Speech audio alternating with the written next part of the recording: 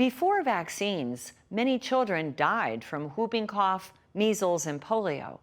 Getting all the recommended vaccines is one of the most important things a parent can do to protect their child's health.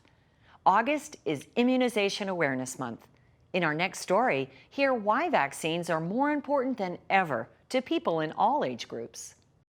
Well, Immunization Awareness Month is every August, and it's a time to just acknowledge the public health accomplishment of immunizations in the last 60 years.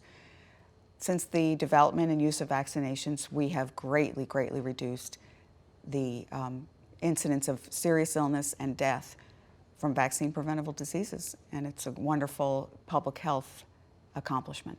We still have outbreaks of things like measles and pertussis, and we have hundreds of thousands of cases of flu every year, and those things can all be reduced or eliminated by increasing our vaccination rates.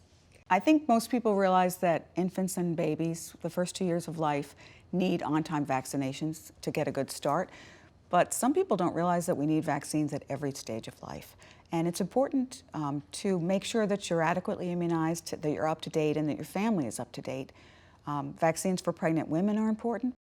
For instance, with flu, pregnant women have a higher rate of complications. So by becoming vaccinated, the woman protects herself, but she also passes on that protection to her infant, who's too young to be vaccinated the first 6 months of life.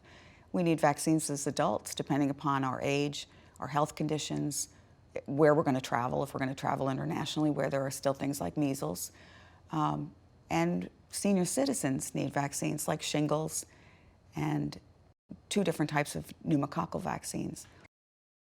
When I'm talking to parents of preteens, like 11 and 12-year-olds who are coming in for their 6th grade Tdap booster, I explain to them that there are actually 3 vaccines that are needed at that age. One way that I remember what teens need it's as simple as 1, 2, 3. They need 1 dose of Tdap, 2 doses of meningococcal, and 3 doses of HPV. That 1 dose of Tdap, the main reason for it is to protect them from pertussis, because their immunity has started to wane at that age. The meningococcal protects them from meningitis and some blood infections that are very serious. They're rare, but they're serious. They'll need a 2nd dose of that after age 16 before they start college. One of the newer vaccines for preteens and teenagers is HPV vaccine. It protects against human papillomavirus. The best time to get it is when your child is about 11 or 12, because that's when the immune system has the best response, and it's also before the child has been exposed to HPV virus.